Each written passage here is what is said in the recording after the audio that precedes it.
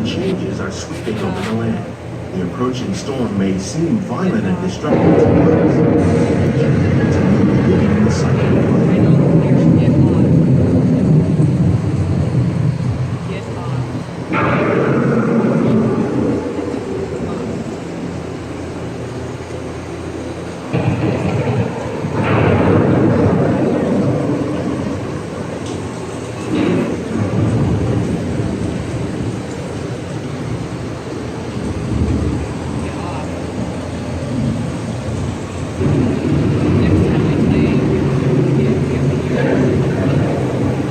Surface of the land, roots trap water from the flowing mud, extracting precious nutrients and minerals. These elements, when combined with sunlight, create the diverse living systems of our planet.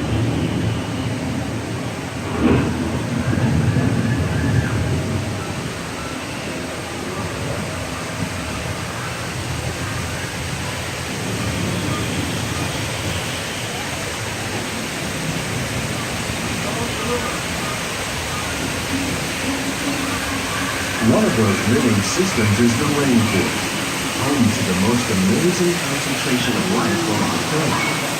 These dense and beautiful forests cover only a tiny portion of the Earth's surface, but they contain more than half of its plant and animal species. Rainforests are also extremely rich and productive living systems, providing us with oxygen, food, medicine, and other elements essential to our lives.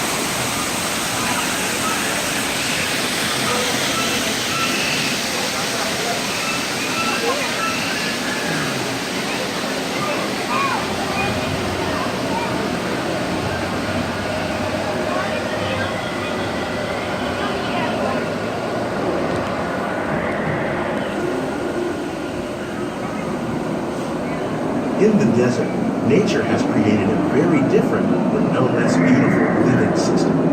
And while this arid landscape may seem lifeless, it is very much alive.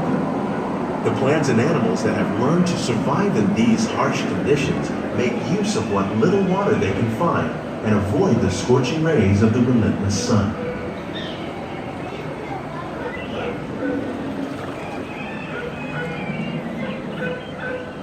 The American prairie once appeared as desolate as the desert, but over time, rainwater and nutrients gradually penetrated the hard surface of this land.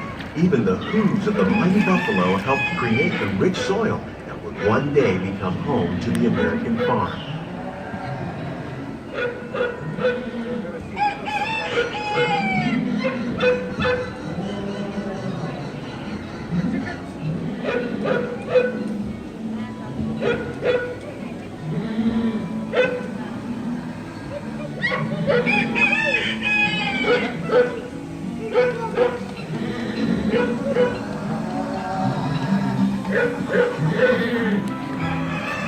Of all the forces at work on the land, humans have had one of the most profound effects. The need to produce food for a growing world led to the enormous use and sometimes overuse of the land. In our search for more efficient ways to grow food, we often fail to realize the impact of our methods.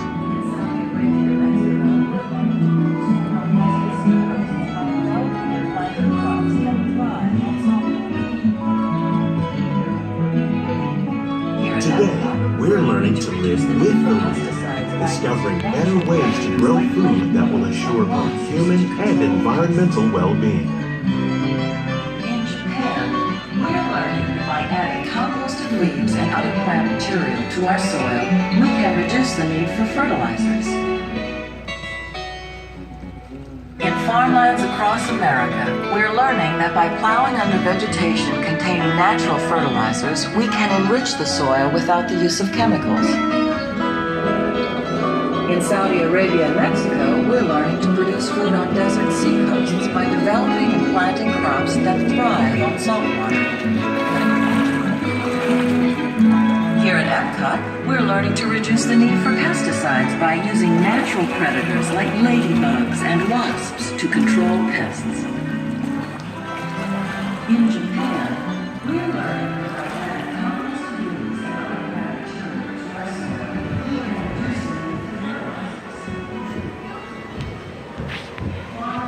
How will we meet tomorrow's growing needs for food production, yet still respect the needs of the land? Some of the answers are being discovered just ahead. To help us maintain these carefully controlled ecosystems, and for your safety, please remain seated in your boat at all times.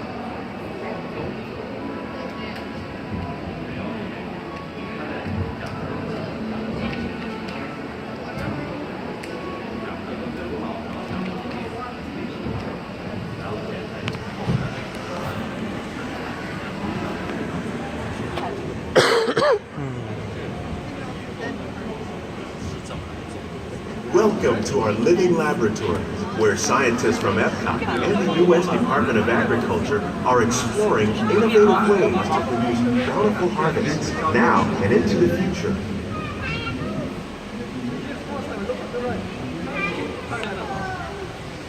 The tropics are home to the greatest diversity of plants on the planet. Many of these, like papaya, bananas, cacao, coffee, and rice, are well known around the world. These are just a few of the edible plants that have been an important source of nutrition for people living in the tropics.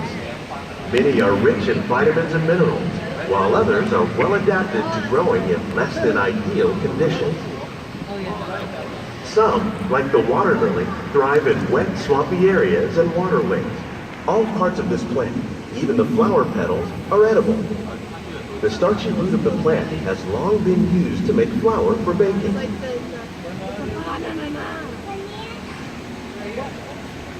One day, many of these lesser-known tropical plants may be as important as the bananas growing on both sides of the boat. More than 28 million tons of bananas are eaten annually, making it the most popular food in the world.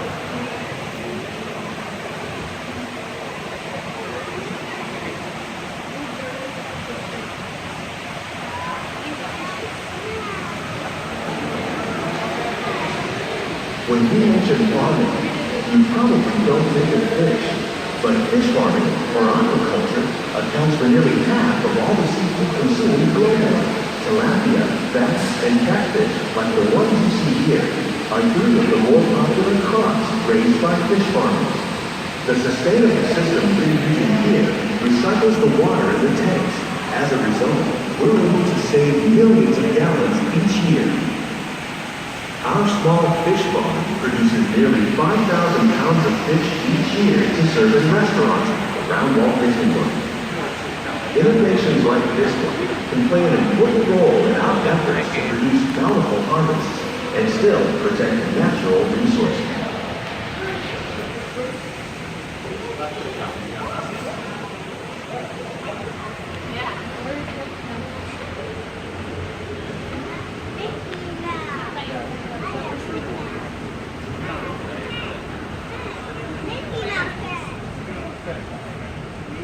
While there are more than 50,000 edible plant species in the world, most of us are only familiar with the handful that make up our everyday diet. The common grains growing here, wheat, maize, sorghum, and millet, plus rice, account for nearly 2/3 of our global food consumption. Learning how to increase yields of these staples is an important goal of research around the world.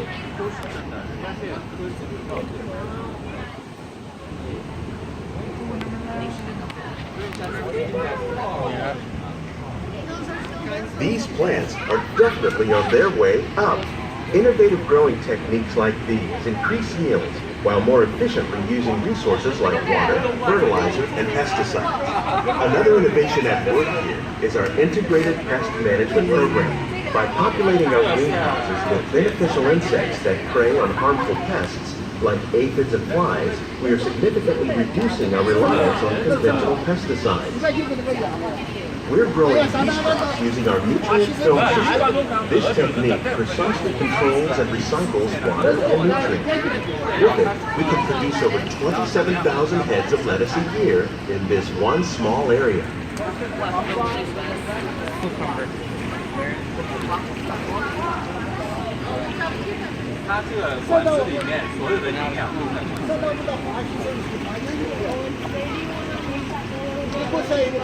Some of our best ideas have been inspired by nature. like these fruit and vegetable trees. By growing these ground plants vertically, we can increase yields and better control diseases. These crops taste as good as they look. In fact, we serve more than 15 tons of produce from our greenhouses in restaurants here at the land every year.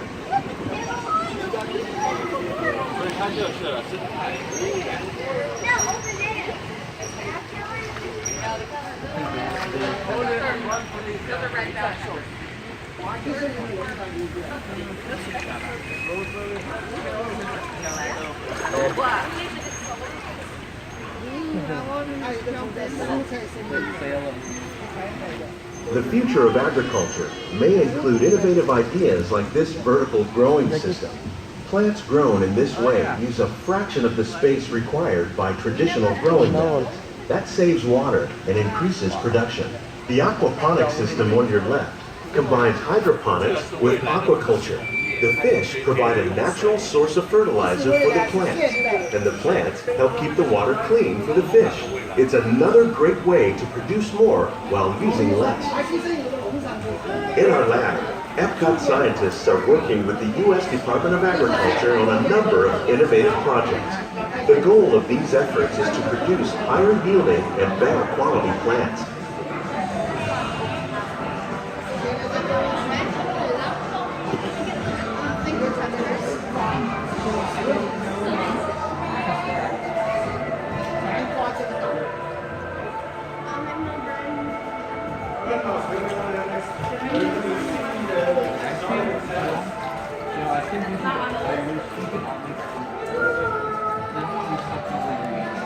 These greenhouses represent just a fraction of the work being done worldwide to produce bountiful harvests for our growing population. Scientists, farmers, and even backyard gardeners are doing their part to improve the quantity and quality of foods that we all rely upon. Together, we can continue to find more ways to increase food production and protect our precious natural environment. Only then will we truly be living with the land. It just faded out. Them. Those potatoes. Yeah, those potatoes. On behalf of Walt Disney World, we hope you enjoyed this unique journey through our living laboratory. If you'd like a closer look, then check out the Behind the Scenes walking tour. It's a chance for the whole family to get up close and personal with the plants and growing techniques in our laboratory. Please keep your hands and feet inside the boat and remain seated until the boat comes to a complete stop.